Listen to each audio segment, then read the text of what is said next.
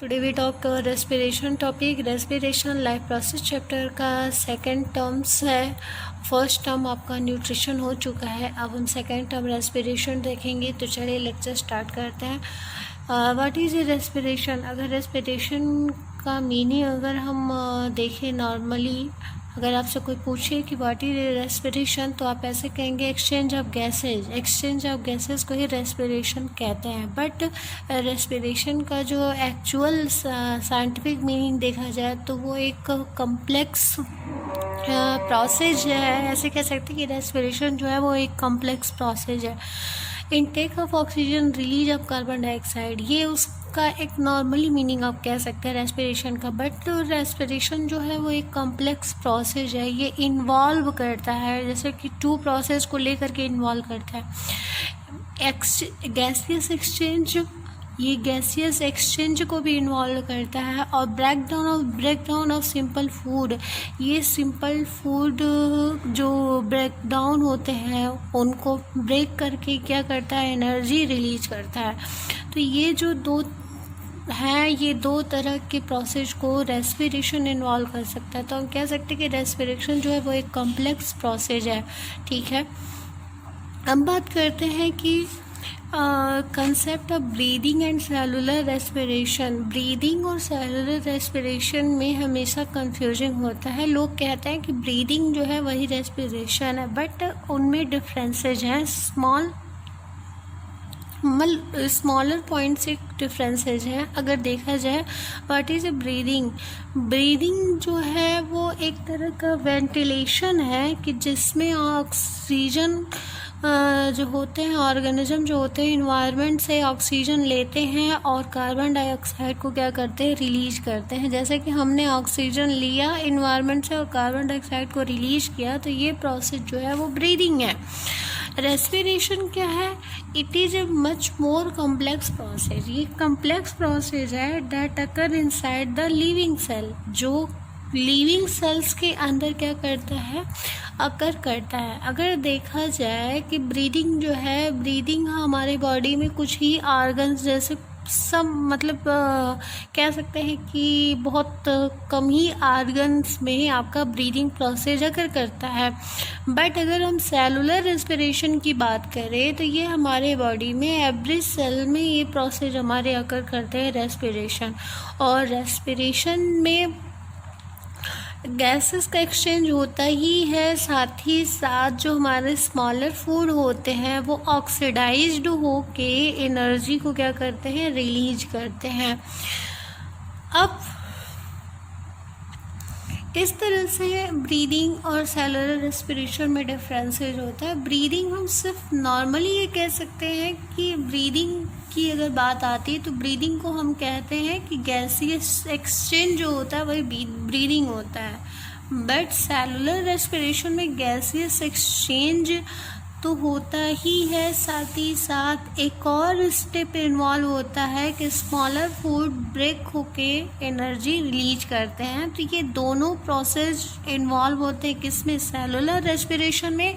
और इसीलिए हम सेलुलर रेस्पिरेशन को कॉम्प्लेक्स प्रोसेस हम कहते हैं। अब बात करते हैं important feature of cellular respiration.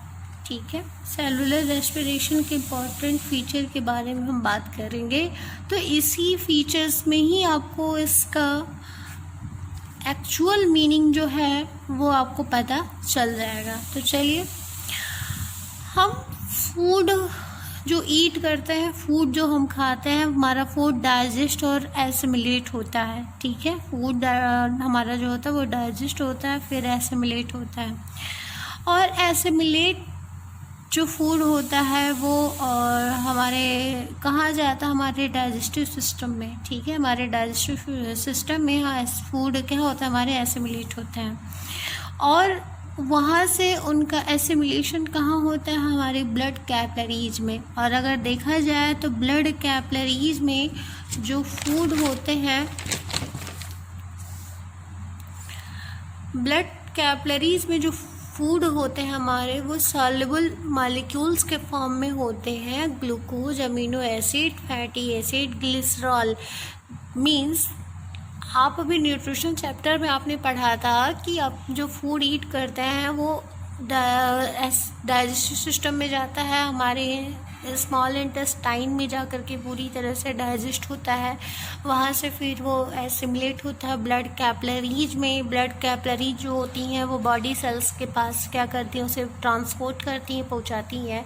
तो हम वही स्टेप की बात कर रहे हैं कि जो हमारा फूड एसिमिलेट होकर ब्लड कैपिलरीज में जाता है, तो ब्लड कैपिलरीज में जो फूड होते हैं हमारे वो सॉल्युबल फॉर्म में होते हैं। और सॉल्युबल फॉर्म में जैसे कि ग्लूकोज फॉर्म में होंगे, अमीनो एसिड्स के फॉर्म में होंगे, फैटी एसिड्स के फॉर्म में होंगे, ग्लिसरॉल के फॉर्म में होंगे। अब वहाँ से ब्लड कैपिलरी जो होती हैं, जो हमारा फूड सॉल्युबल मॉलिक्यूल में होता है, तो ब्लड कैपिलरी किसे दे देती हैं, बॉडी टिश्यूज को और सेल्स को। अब होता क्या है कि सेल्स में जब हमारे सॉल्युबल फॉर्म में जो हमारे फूड जाते हैं, हमारे जब सेल्स में पहुँचते हैं, तो उनका दो तरह से वहाँ पे यूज होता है। आप ऐसे भी कह सकते हैं कि जो एसिमिलेटेड फूड होता है सेल्स में जब वो जाता है तो वहाँ पे दो तरह से उनका यूज किया जाता है। एक तो उनका यूज करने का जो पहला पर्पज़ होता है एनर्जी को पाने के लिए, to get energy for doing various life activities. और जो हमारे लाइफ एक्टिविटीज़ हैं, हमारे वेरियस कई तरह के, तो उनके लिए हमें क्या चाहिए, एनर्जी चाहिए। तो हम फूड का जो यूज करते हैं वो एनर्जी के लिए यूज करते हैं। Second, to get material for growth and repair of the body. और दूसरा पर्पज़ जो होता है फूड का यूज करने का, हमारे बॉडी की रिपेयरिंग और ग्रोथ के लिए आवश्यक होती है। तो ये है कि सेल्स में जो प्रेजेंट जो एसिमिलेटेड फूड होते हैं, ठीक है, उनका दो तरह से यूज किया जाता है। एक तो एनर्जी के लिए और दूसरा हमारे बॉडी की ग्रोथ और रिपेयरिंग करने के लिए। अब आगे का स्टेप देखिए, जो मोस्ट सिंपल एसिमिलेटेड फूड होता है, जो सबसे सिंपल, जो सबसे साधारण होता है, वो ग्लूकोज होता है। ग्लूकोज ऑक्सीडाइज होता है सेल्स में, ऑक्सीडाइज होकर के ये एनर्जी, कार्बन डाइऑक्साइड, वाटर और एनर्जी को रिलीज कहा जाता है।